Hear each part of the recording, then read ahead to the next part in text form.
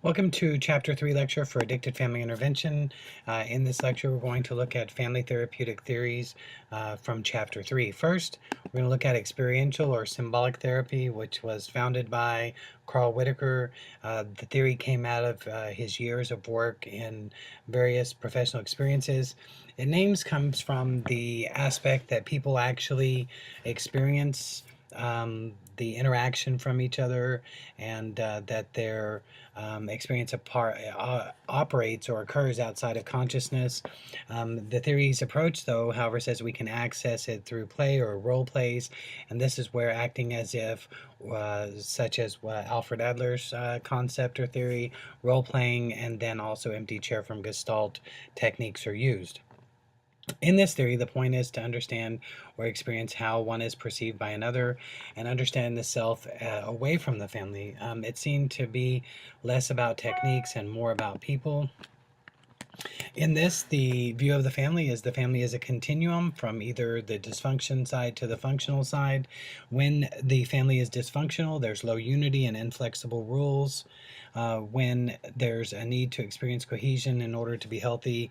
In other words, if the family feels close, they may feel close on the dysfunctional side, which is going to add to the dysfunction because of the crisis, because of the type of things that are going on, they may feel closer in the dysfunction side. The major tenets is a major presumption of Keith and Whitaker is it is experience, not education, that changes families, and therefore the experiencing or going through the process of working through issues, and therapy will help them to do so outside of therapy. Definitely operates from a here and now focus like other types of group therapy.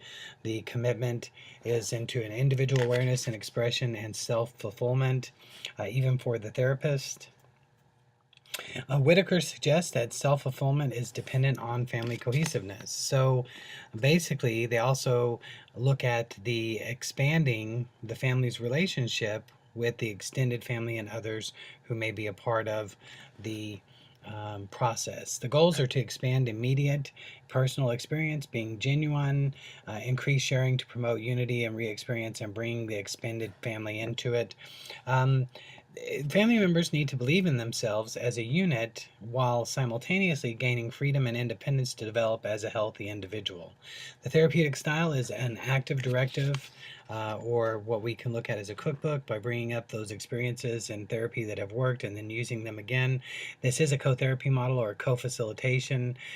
Confrontation is a part of this, and it's looked at as the family crucible, where one person will not take the full load of the responsibility, but the responsibility will be distributed amongst all family members. You should be able to teach humor, have interactions like playing games like frisbees, be able to have the family expanding the relationship through their interactions and activities. Next is social learning theory, to which Albert Bandura was a major contributor as a part of his behavior modification.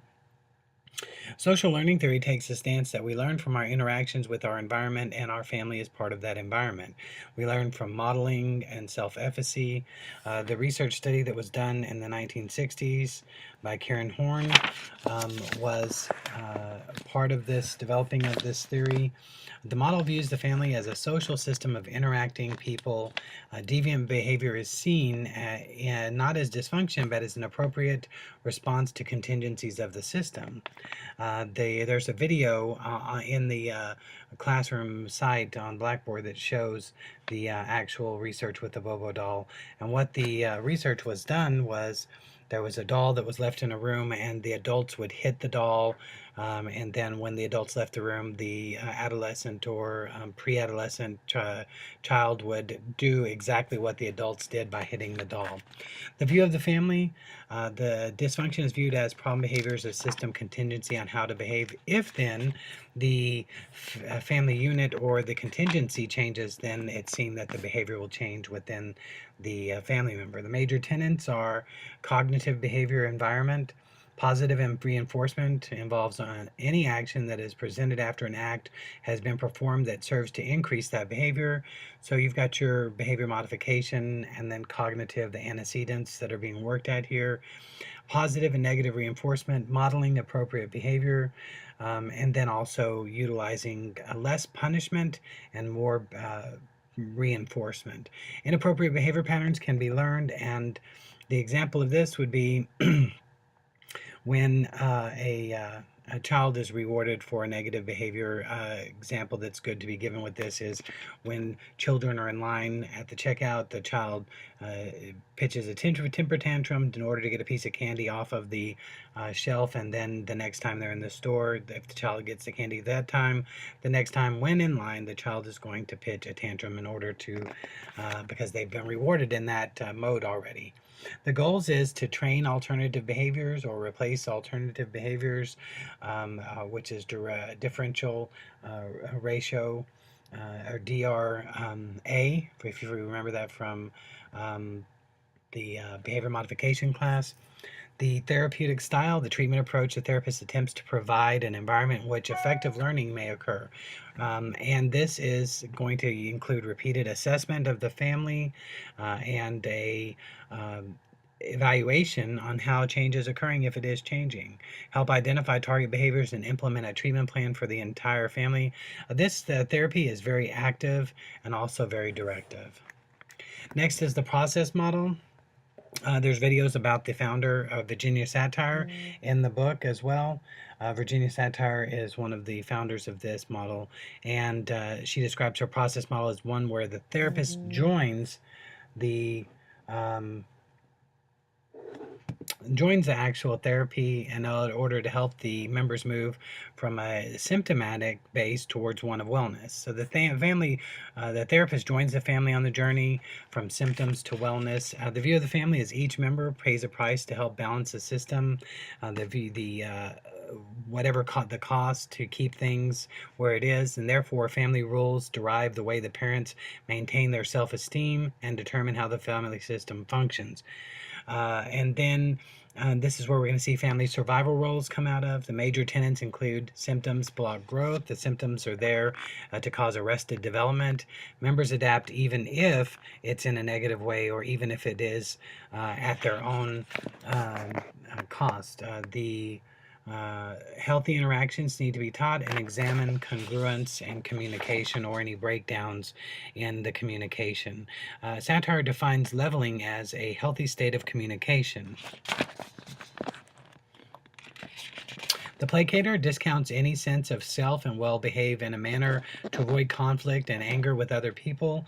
The blamer tends to elevate him or herself by discounting others and assuming a dominant position to avoid dealing with his or her own issues and responsibilities. The intellectualizers tend to discount their own feelings. They feel threatened and vulnerable if their feelings are exposed, and the distractor, to distract and avoid conflict, attempt to turn the focus away from themselves and others by being elusive or charming. Now, these are the early family survival roles, and we're going to see a more expanded version of them later in the semester.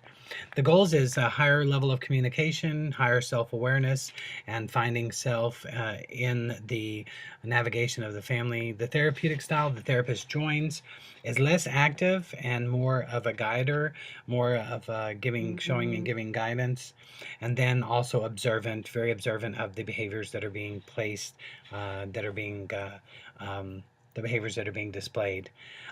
We look now at structural model with Colapinto from 1982, which defines the structure of the family as a model of treatment based on systems theory. And this is the rules of how the family operates. And if the rules are dysfunctional, then the family will be dysfunctional. This therapy is geared more towards addressing structure, moving it from symptomatic to asymptomatic. And the question here is, are normal families perfect? If you ask that question, then you can look at the fact that the family is constantly being transformed as it faces issues or circumstances that require negotiating the rules by which it functions. So we look at the interplay of homeostasis and change, which regulates the family's development. There are subsystems and boundaries that are established within the family, and those subsystems and boundaries either help maintain dysfunction or help bring the family to a place of order. This views the family as a system, a living system with parts, much like a mobile. The rules within the family system are called structure, and structures or family structures, and then also homeostasis is sought. If you look at a mobile, the way the mobile moves, if one part of that mobile moves, then the entire mobile will move as well. This also looks at something called growing pains. The growing pains are something that the family versus pathology, rigid versus diffuse. And just to look at this real quick so you understand what this means is the boundaries within the family system will be, if there are rigid boundaries and they're unable to change. If there's diffuse boundaries, then it may be difficult to understand or know what one person is thinking or doing within the family, or what the interaction would be.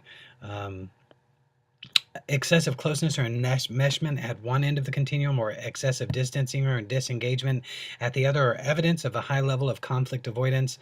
To maintain a precarious balance, family members must adhere to myths that are very narrow definitions of themselves as a whole or as an individual.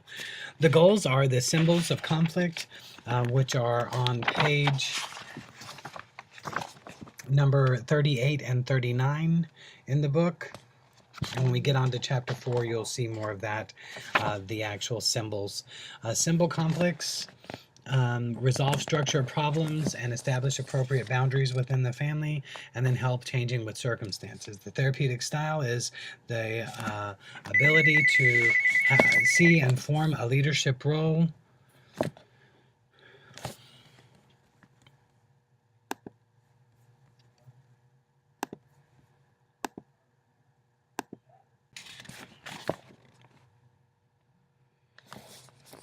And we will be talking a lot more about systems theory and structural theory as we go on in the semester. Actually, the next chapter in the book is the family as a system, so we'll be talking about that. The therapeutic style here is the goals are to help resolve structural problems, establish appropriate boundaries, and help with changing circumstances or the family's view of circumstances. The therapeutic style is to take a active leadership role and to be in a place, just like with the previous theory, where the therapist will join in with the therapy and the family system by partially accommodating to the system's rules and maintaining leadership role. This joining provides a format by which dysfunction in the family can be geographically displayed and change can be encouraged. So the negative behavior is seen as there's a need for it to be seen in order to be worked on. The leadership role by the therapist, active but not overly confrontational, able to create conditions to help insight. The family as a system, a continuation of structured family, but more of a deeper role here is family systems theory. Murray Bowen is the founder of family systems theory, and he developed it from his many years of experience with family. He also, like structural therapy, views the family as a living system, and it started with his work with schizophrenics. Placing an emphasis in theory, if not grounded in theory, then basically it's not proven. He viewed the family as a network or system composed not only of members of the nuclear family, but also of the extended family. Extended family is important. Family is an emotional force, and he viewed that all families will operate with an emotional force that is essential to maintain the system's homeostasis or equilibrium. For that reason, the therapist considers the functioning of the entire family, even if working only with a single person. And then we look at the major tenets. There's differentiation of self or fusion scale, and there's the 8 different steps for that, which is on page 31 in your book. You definitely want to read through that. Fusion is seen as the place where the family will react emotionally to one another, and there's a little autonomous or a little identity except during times of anxiety. So basically, the roles of the family have become fused so that there's lack of individuality here. And then they family member, when asked what they think, they will say what they feel, and when asked what they believe, they echo what they have heard. The nuclear family emotional system consists of patterns of the family emotional functioning within a single generation.